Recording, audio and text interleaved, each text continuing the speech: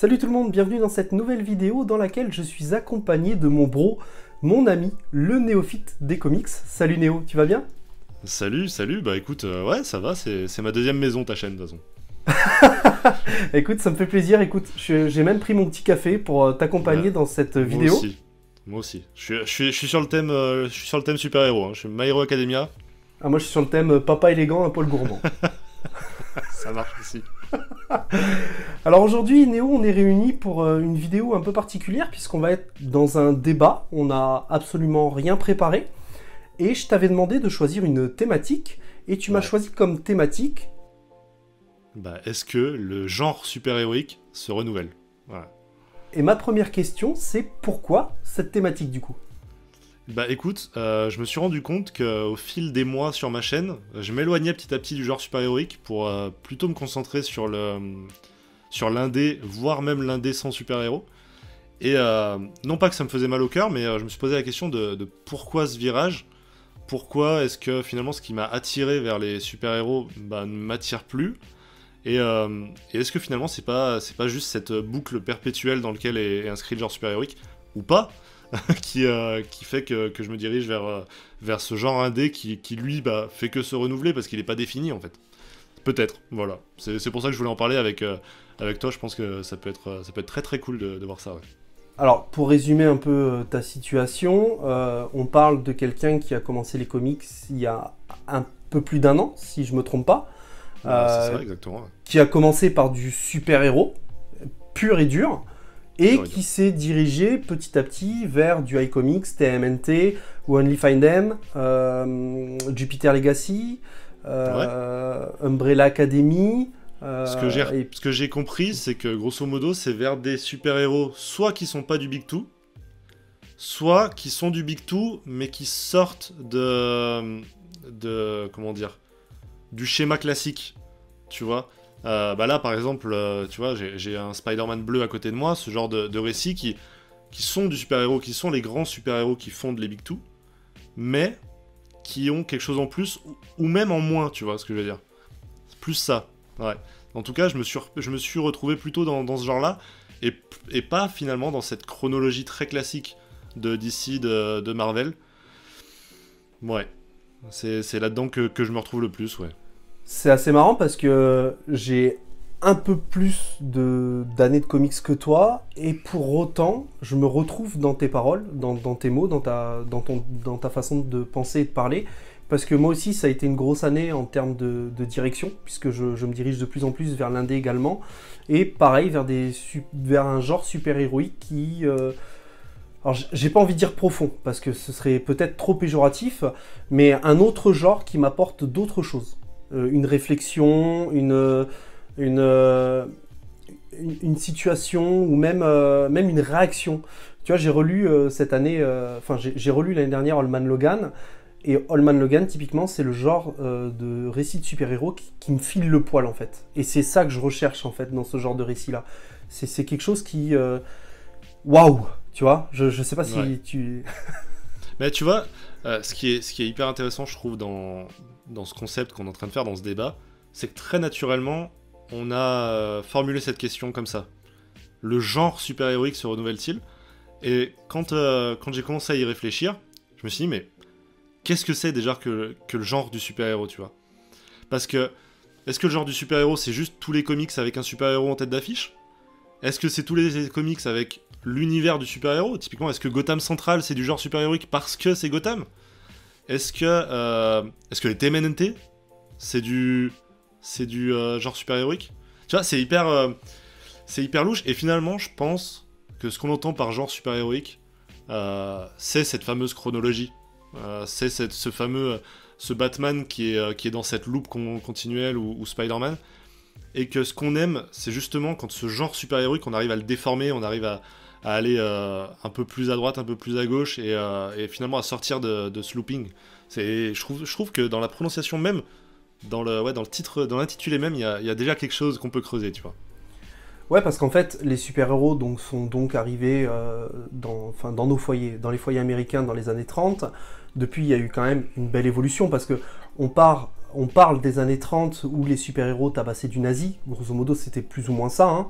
peu près ça, Années ouais. 40, 50, on passe sur une autre version des super-héros qui, qui sont un peu plus réfléchis, qui se remettent un peu plus en question. 60-70, pareil, avec même des nouveaux schémas, des nouveaux super-héros, des nouveaux personnages. Et puis, depuis quelques années, il n'y a pas grand-chose de plus, en fait. Enfin, moi, j'ai cette impression-là, en tout cas, que il n'y a pas grand-chose de plus. Alors, il y a bien sûr des récits qui se démarquent, hein. Spider-Man bleu, Daredevil jaune, Old Man Logan. Tu l'as dit, Gotham Central, pour moi, n'est pas du super-héros. Moi non plus, Euh, hein, clairement. Mais voilà. je voulais. Mais après, on a ces récits qui sont inclus dans cette, dans cette boucle. Dans cette boucle, tu l'as bien schématisé.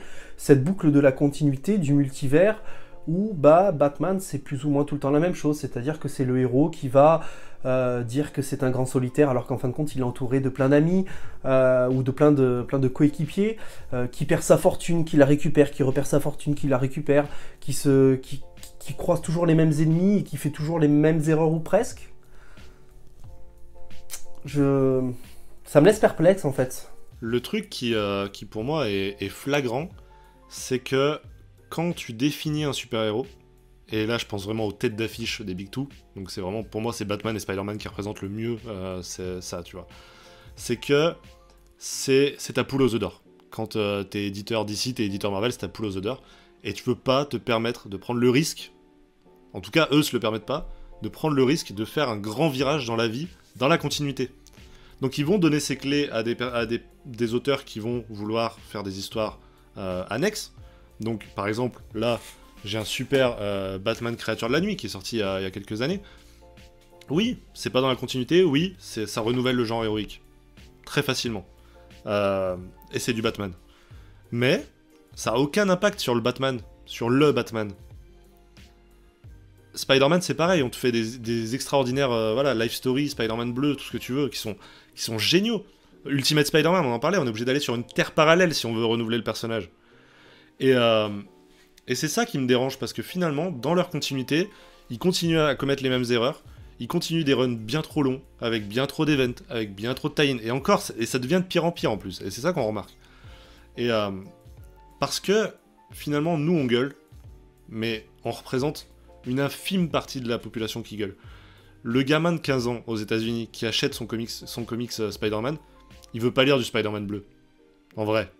Ce qu'il veut lire, c'est Spider-Man contre le bouffon vert. C'est Spider-Man qui a 15 piges comme lui, qui va taper le bouffon vert parce que le bouffon vert il le connaît. Et finalement, est-ce qu'on peut leur en vouloir de ça, d'avoir finalement ce sorte de filet en fait, c'est ça, hein, Batman comme Spider-Man, c'est un filet pour les éditeurs. C'est de se dire, je peux continuer de faire ce que je fais, je sais que j'ai dans ce cas-là ces deux héros qui ont toujours les mêmes histoires, mais ça marche quoi. En fait, il y a quelque chose qui me vient à l'esprit quand je t'entends parler, c'est qu'il y a quand même une grosse génération de lecteurs, que ce soit les lecteurs américains ou même les lecteurs français, qui ont grandi avec des super-héros, avec qui ils ont grandi, qu'ils ont appris à connaître, qu'ils ont appris à aimer, qui attendent presque toujours la même chose du personnage et qui sont peut-être même, j'espère pas, mais je pense les premiers à crier quand un personnage a tendance à changer. Le problème, c'est que plus on avance et plus les possibilités de renouveler le personnage ou d'installer de nouveaux héros de manière durable, en fait, dans l'univers semblent complexes, parce qu'on a des problématiques notamment qui sont liées avec le multivers, d'une part, mais à côté de ça, on a une problématique liée aux events, tu l'as dit.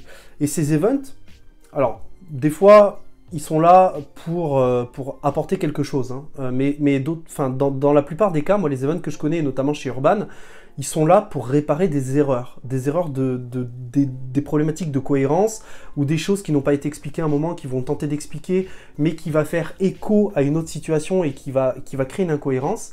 Et du coup, au final, on reboot le personnage, on reboot l'univers et on en revient à ces héros qu'on connaît depuis 15, 20, 30 ans, qui reviennent avec une mémoire qu'ils ont perdue, mais du coup c'est exactement le même héros, ou alors qui ont gardé quelques brides comme ci, comme ça de ce qu'on connaissait avant, hein, notamment Batman par exemple, si on prend l'event Flashpoint, c'est un reboot de l'univers, mais pas totalement, parce que Batman en fait, c'est lui, Batman et Hal Jordan, c'est les deux seuls qui n'ont pas été reboot par cet event, tu vois.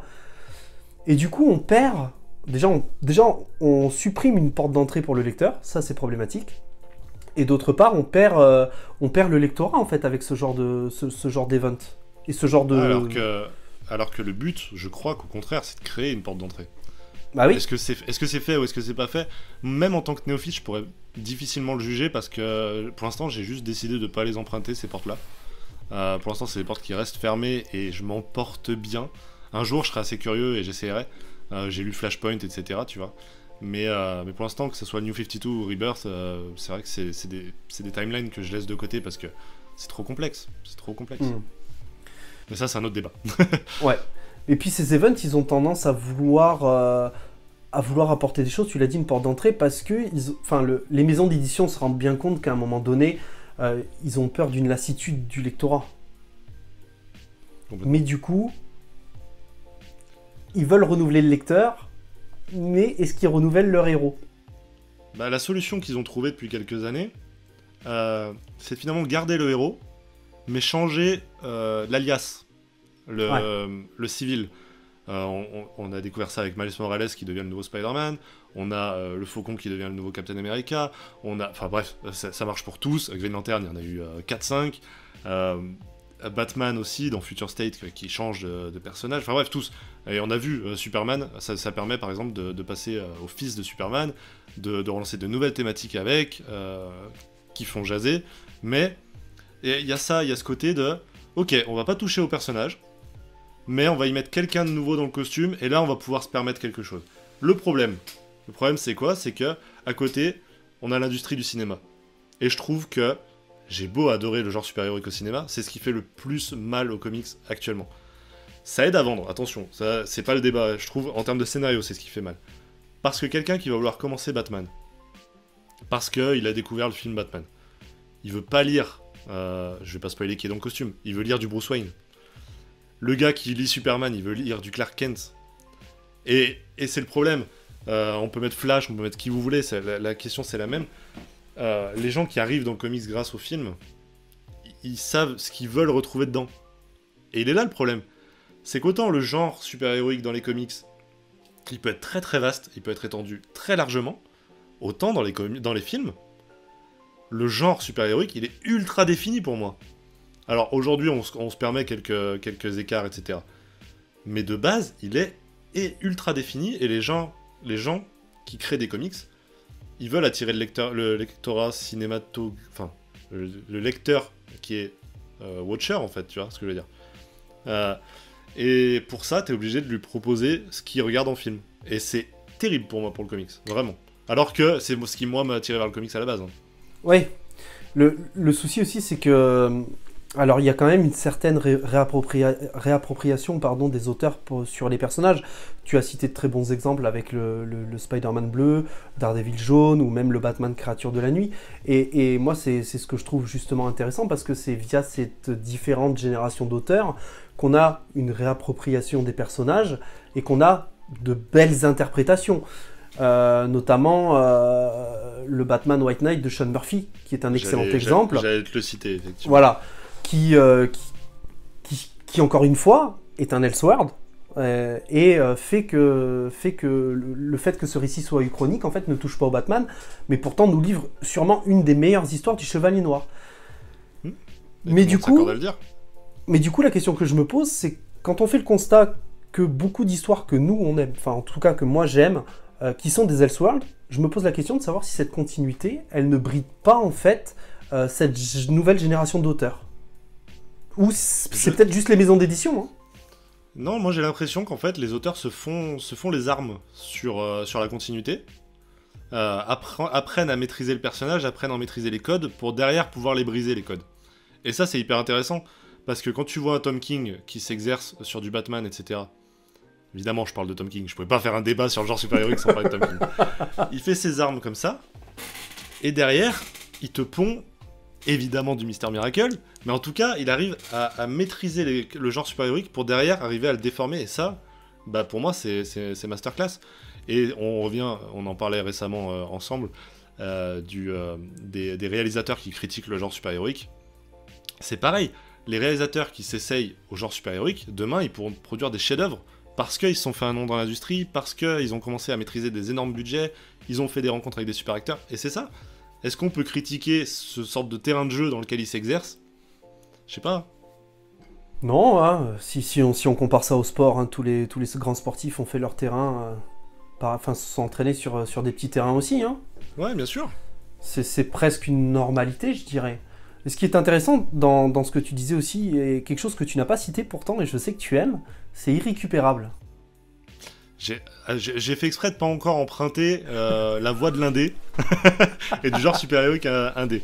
Parce que, comme je disais, quand on définit genre super-héroïque, je crois que toi comme moi, au début, on pense en tout cas au Big Two. Au début. Bien sûr. Tout le monde pense au Big Two. Ouais, très rapidement, on arrive effectivement sur Invincible, sur Irrécupérable. Qu'est-ce que... Voilà, là j'ai Firepower derrière moi, j'ai The Boys, j'ai Umbrella Academy, on en parlait, j'ai Jupiter's Legacy, bref, j'en ai plein. Et finalement, c'est ça qui est trop cool, parce que t'as 3 catégories. T'as, on a dit, du coup, cette fameuse chronologie, qui, moi, m'ennuie personnellement, en tout cas, me donne pas envie d'y aller. T'as les Elseworlds, qui donnent souvent des one-shots. Il y a quelques séries, mais il y en a pas énormément. On parle de White Knight, on parle de Injustice, il y en a quelques-unes. Il y a des terrains aussi chez Urban. Ouais, voilà. Donc, quelques séries, qui souvent sont pas très longues non plus.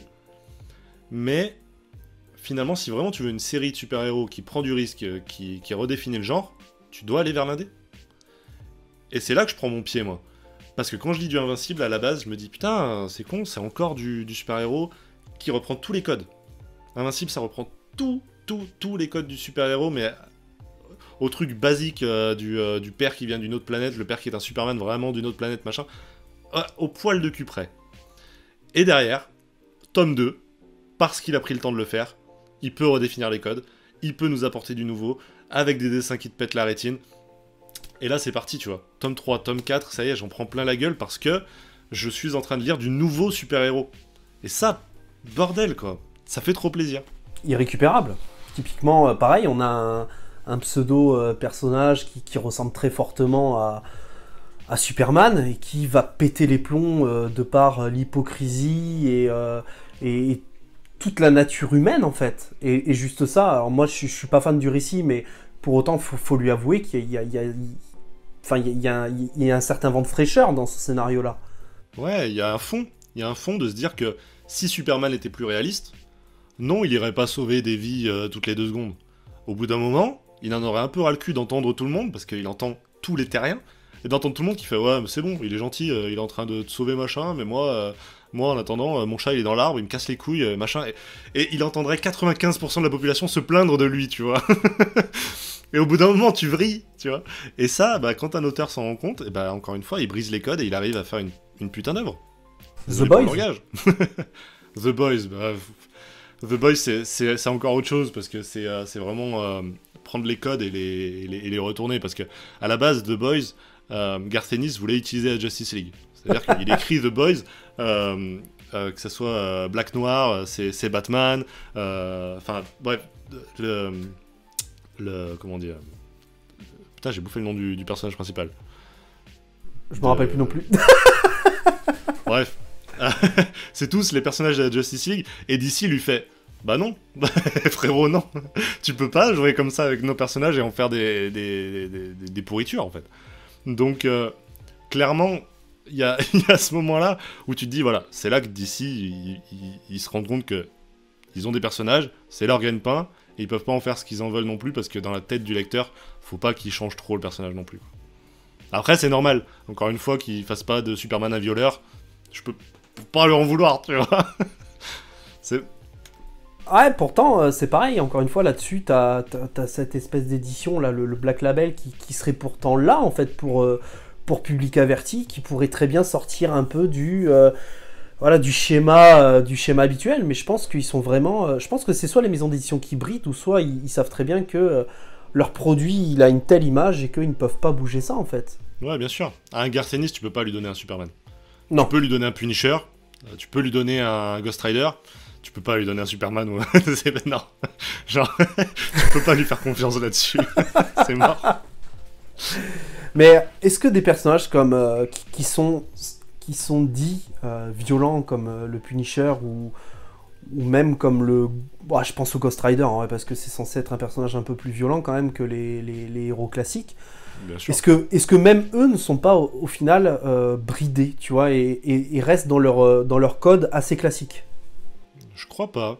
Je crois que ce qui se dégage, c'est que chaque Big Two, chacun des deux Big Two a vraiment ses têtes d'affiche, et avec eux, ils vont pas prendre de risques.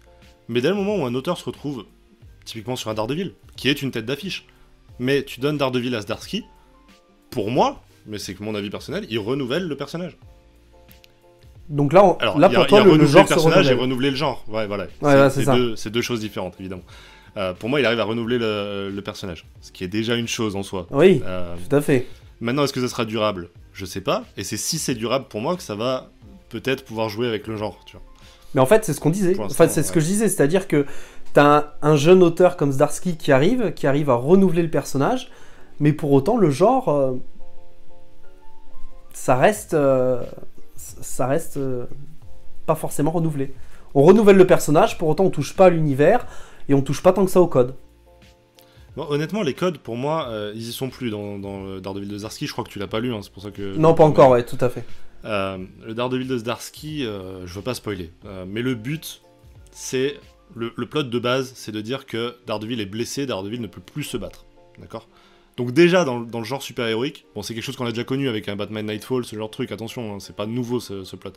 Mais là, c'est vraiment respecté et c'est remettre en question, du coup, le genre super-héroïque, c'est ce que je disais dans ma review. C'est-à-dire remettre en question le symbole d'espoir qu'est le super-héros. Et est-ce que finalement, tout le monde ne peut pas être le super-héros de demain? Est-ce que... Et ça pose, en tout cas, ça pose les questions. Dans la réalisation, ça renouvelle pas encore le genre, mais je pense que si tous les auteurs font ce travail-là, comme fait Zdarsky, qui encore une fois a fait ses armes sur du Elseworld, tu vois. Enfin, je pense à Life Story, entre autres. Et bah si on donne ces clés-là aux auteurs, si on leur donne cette liberté-là, je crois qu'on peut se diriger vers quelque chose de vraiment original.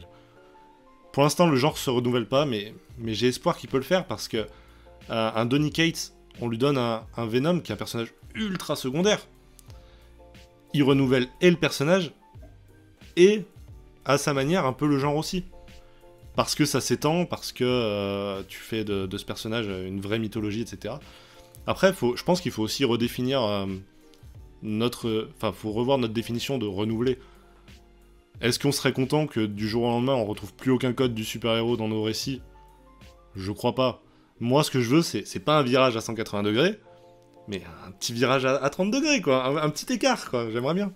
Tu vois, j'avais tendance à dire que quelque chose qui avait fait débat, notamment sur un de mes lives, c'était que j'avais pas forcément apprécié la direction qu'avait pris Dan Slott sur Spider-Man, puisque le Peter Parker devient un pseudo Tony, un pseudo Tony, puisqu'il devient milliardaire. J'allais dire Tony Parker. Tony Stark, Peter Parker, ouais. Pas le basketteur, ok, c'est bon, je reviens. Tony Stark, puisqu'il devient PDG de la Parker Enterprise, il a de l'argent, et l'argent justifie tout. Et en ça, effectivement, moi je ne trouvais pas que... En fait, ça dénaturait totalement le personnage, parce que pour moi, Peter Parker, c'est le personnage qui s'approche le plus des lecteurs. Typiquement, il a ses problèmes dans... Voilà, il a des problèmes dans sa vie, il a du mal à gérer sa relation avec Mary Jane, il a du mal à gérer sa tante qu'il doit protéger, il a du mal à gérer financièrement, il a du mal à gérer son boulot, il a du mal à gérer son rôle de super-héros, il se débrouille. Ouais, et puis comme Daredevil, c'est le super-héros d'un quartier. Tu vois, ça remet tout à échelle humaine d'un coup. C'est ça. Et pour moi, tu vois, la direction que j'aurais peut-être aimé voir pour ce personnage dans ce run-là, typiquement, c'est peut-être que Peter Parker devienne prof à la fac, chose qui lui aurait beaucoup plus ressemblé. Bah ça l'a déjà été dans certains runs. Et je pense que c'est une des facettes que j'aime le plus de Spider-Man, c'est quand il est prof. C'est un des trucs que j'aime beaucoup, ouais. Alors, quand il est étudiant, je trouve que c'est là où on s'éclate le plus. Maintenant, c'est vu et revu. Si on doit renouveler le personnage, je pense que le Peter prof à la fac, j'aime beaucoup cette version-là du personnage. Ouais, puis ça reste quelqu'un qui va être proche, en fait, parce que j'ai l'impression que tu as quand même ce côté où Tony Stark et ce Peter Parker-là dans les slots, ça crée quand même une sacrée barrière avec le lecteur, tu vois. Genre, il est en haut d'un immeuble, il a toute la technologie à sa portée. C'est triste en fait, presque. Ouais, puis c'est vraiment presque l'opposé du personnage. Donc, avoir une petite évolution du personnage, on dit oui, avoir vraiment l'opposé du personnage qui vraiment vivait dans son petit appart de quartier un peu moisi et qui d'un coup se retrouve en haut d'un building de Manhattan. Oui, il y a un gros écart qui se creuse, ouais. Après, encore une fois, je veux bien gueuler sur Dan Slott. Moi, je l'ai pas lu, tu vois, donc ça me dérange pas. Enfin, j'ai lu certains passages du run. J'ai envie de défendre ça dans le sens où, au moins, il a pris un risque. Ah oui. Ah bah déjà Superior Qui s'avère était payant génial. ou pas. Ah ouais, voilà, évidemment, j'ai lu Superior, évidemment. Bah justement, je l'avais même noté, tu vois, dans les trucs qui renouvellent un peu le genre. Voilà. Je trouve que Superior Spider-Man, pour ce long que ça s'inscrit dans un run, dans la continuité, c'est ultra ballsy. Ah oui, totalement. Comme on pourrait parler du Captain America nazi. C'est pareil. Et c'est à ce moment-là que ça fait parler, d'ailleurs. Ça apporte des choses. Mais Ouais. encore une fois, Captain America, eh ben, tu vois, on l'entend et pour autant, tout le monde ne connaît pas ce run-là ou ce récit-là, tu vois. Parce que pourtant, c'est une tête d'affiche, Captain America. Ouais, c'est une tête d'affiche depuis 10 ans. Ouais, c'est Grâce ça. au cinéma. Ouais, voilà. Moins, alors que Spider-Man, c'est... Ouais, non, mais bien sûr, ouais. Mais ouais, il y a tout ça. Moi, là, tu vois, j'ai fini de lire hier soir, pour une vidéo que je suis en train d'écrire, Superman, Identité secrète. Je sais pas si secrète. ouais, tu l'as lu? Ouais. Qui du coup s'inscrit dans la même lignée que Batman Créature de la Nuit, que j'ai préféré à Batman Créature de la Nuit, honnêtement. D'accord. Parce que ça se rapproche beaucoup plus du personnage. C'est voulu, hein. On se rapproche beaucoup plus du vrai Clark Kent. Et tu vois, c'est un Clark Kent que j'aimerais voir évoluer. J'ai aimé voir sa vie, j'ai aimé tout ça, et je me dis, là, c'est vraiment un renouveau du genre super-héroïque, parce que il y a beaucoup de questions sur le super-héros, on le voit pas sauver des gens tout le temps. Quand il sauve quelqu'un, il se pose la question de est-ce qu'il doit y aller, est-ce que c'est pas trop politique, est-ce que machin. Et ça, j'aime beaucoup. Je me dis, aujourd'hui, on est dans une génération qui se pose des questions sur pas mal de trucs. Peut-être sur trop de trucs pour certains. Mais est-ce que la littérature en général, comics, BD, littérature, est-ce que c'est pas l'occasion pour les lecteurs justement d'enfoncer ces portes ouvertes et est-ce que le genre super-héroïque c'est pas là-dessus qu'il doit se diriger vers, en tout cas poser des questions sans forcer à avoir des réponses, mais quand je vois qu'on fait de Jonathan Kent un héros bisexuel, bah ça me plaît. Ça me plaît parce que on parle à une génération qui se pose des questions, une génération qu'on appelle génération identitaire. Bah c'est exactement ça, j'ai envie que dans les comics, on commence à se poser de vraies questions et qu'on profite de notre évolution, de notre génération, pour vraiment apporter ce renouveau, ce vent de fraîcheur aux comics, quoi. Moi, je vois plusieurs choses à répondre à ce que tu viens de dire, notamment par rapport aux questions.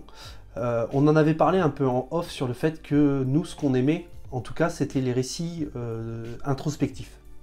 Clairement. Et c'est vrai que cette introspection-là, on l'a pas dans tous les runs de super-héros. Et le fait que le super-héros profite de son statut pour poser des questions, bah moi ça me plaît. Et le fait que justement on est ce Superman-là qui vit peut-être une crise identitaire ou pas du tout, qui s'assume, je ne sais pas, je n'ai pas lu le run, mais qui ait une sexualité différente, bah, j'ai envie de dire c'est un peu le miroir de notre société d'aujourd'hui, quoi. En fait, c'est juste le miroir de notre société. Mais même de notre société d'il y a 20 ans, c'est juste que aujourd'hui qu'on puisse le mettre sur une planche, c'est beau, c'est beau. Oui, c'est beau. Alors, encore, je dis on peut. Oui. Gros guillemets, hein. Oui, parce que ça a été pas forcément, ouais. voilà, ça n'a pas forcément été bien apprécié. Même... Finalement, c'est peut-être ça la réponse à notre débat. Genre, est-ce que les gens sont prêts à ce que le genre super-héroïque soit renouvelé? C'est ça. Est-ce qu'elle est pas là, l'autre question, tu vois? L'ouverture en fait, à notre débat. C'est ça. En fait, la question, c'est est-ce que les auteurs ont assez de liberté, mais est-ce que les maisons d'édition laissent assez de liberté aux auteurs, mais est-ce que les maisons d'édition laissent assez de liberté aux lecteurs, en fait, pour voir leur héros évoluer et voir préparer les lecteurs à cette évolution aussi? Moi, je pense que il faudrait vraiment, pour que le genre super-héroïque se renouvelle, moi ce que j'aimerais, et ce qui sera jamais fait, c'est que vraiment, un peu comme Life Story, tu vois, nos super-héros ils vieillissent et ils meurent. Tu vois que bah, un Batman qui a 80 ans de création, bah ça y est. Ça y est, il meurt, le Bruce Wayne est mort, définitivement. Il est enterré, il est trop vieux, parce que nous on a évolué, parce que lui il a évolué, parce que les personnes qui avaient 30 ans en même temps que lui, aujourd'hui ils sont morts.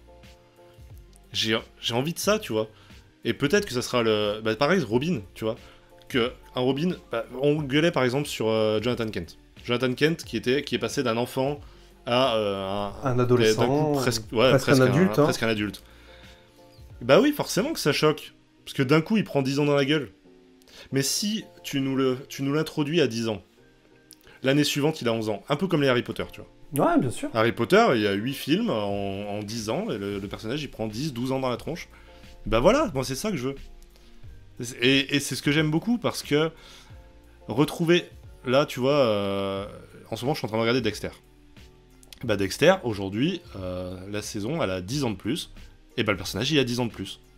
Alors forcément, t'as la contrainte de l'acteur, dans tous les cas, en live action.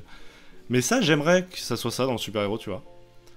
Qui est une vraie temporalité, en fait. Ouais, quitte à ce qu'on ait des Elseworlds qui nous rappellent les personnages qu'on aime, tu vois. Mais pourquoi pas, hein. Alors, on serait triste, tu vois, de voir le Peter Parker mourir. Mais ça serait un vrai événement de se dire, ça y est, il est mort. Et pourquoi pas qu'il meure à 50 ans parce qu'il a un cancer. Et pourquoi pas qu'il se fasse buter par machin et qu'il soit vraiment mort et que tout l'univers Marvel soit vraiment en deuil. Ça se fera jamais, on est bien d'accord. Mais ouais, c'est un truc que j'aimerais beaucoup, moi. Mais c'est intéressant parce que c'est vrai que cette temporalité qui se brise jamais, ce perpétuel... comment dire, le fait que les héros reviennent, je veux dire, Batman il est mort de nombreuses fois, Robin il est mort, il est revenu à la vie, c'est pareil. Alors que pourtant, il y a tellement de... Enfin, typiquement, juste sur la Bat Family, en termes d'exemple, il y a tellement de personnages pour prendre la succession de Batman, et ça s'est déjà vu auparavant. Si on lit Sombre Reflet, c'est le Robin qui est dans le costume de Batman, tu vois. Oui, non, bien sûr, ça s'est fait plein de... Dans la continuité du New 52, on sait très bien que Damian, il est prêt. D'ailleurs, c'est lui qui prend le costume dans les Deceased, tu vois, de Batman. Donc, surtout sur le personnage de Batman. Ouais. Surtout sur celui-là où t'as pas besoin d'avoir un... Tu vois, Spider-Man, c'est plus compliqué parce que il faut qu'il y ait un nouveau personnage qui ait les mêmes pouvoirs, ou en tout cas, voilà. Forcément. Mais pourquoi pas, encore une fois, pourquoi pas? Ouais, ce serait beau en fait. Et vraiment, je pense que ça renouvellerait vraiment le genre au final, parce que à tout moment, tu te retrouves dans un récit qui peut être à la Game of Thrones, c'est-à-dire que tu t'attaches à un personnage, paf, il disparaît. Ouais.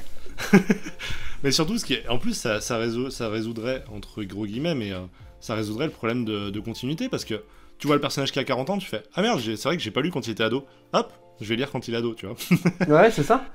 C'est ça, et ça ouvre beaucoup plus de portes d'entrée aux nouveaux lecteurs. Parce que, à un moment donné, tu auras un nouveau personnage qui prendra le costume, et du coup, bah, c'est logiquement une porte d'entrée. Logiquement, je dirais. Après, si t'as une porte d'entrée tous les 50 ans, ça devient compliqué. Oui, non. Dans l'idée, ouais. Sûr. Non, mais ouais, t'as raison. T'as raison. T'as pas parlé de Kick-Ass? Non, parce que Kick-Ass, c'est difficilement du genre super-héroïque. C'est une parodie du super-héros, un peu comme The Boys, hein, d'ailleurs. Mais j'aime cette idée que, justement, c'est prendre les codes du super-héros et aller totalement à côté, tu vois. Prendre la case qui est à côté à chaque fois. et c'est ce que j'aime dans Kick-Ass, justement. C'est de moquer le genre super-héroïque, de moquer les codes. Et d'avoir un personnage comme ça qui est comme nous, qui a vécu avec les super-héros, bah justement, qui a ses codes du genre super-héroïque en tête, et qui pense que c'est comme ça dans la vraie vie, et qu'on lui dit, bah non, non frérot, si demain tu mets un costume moulant pour aller frapper un mec avec une batte, il va te frapper plus fort. Ça se passe pas comme ça, frérot. Donc, non, c'est vrai que j'ai pas parlé de Kick-Ass, parce que c'est comme de... Ouais... Tu vois, c'est comme si tu prends un livre qui critique les comics et que tu dis que c'est un comics. Non, c'est simplement qui a ce thème-là, en tout cas.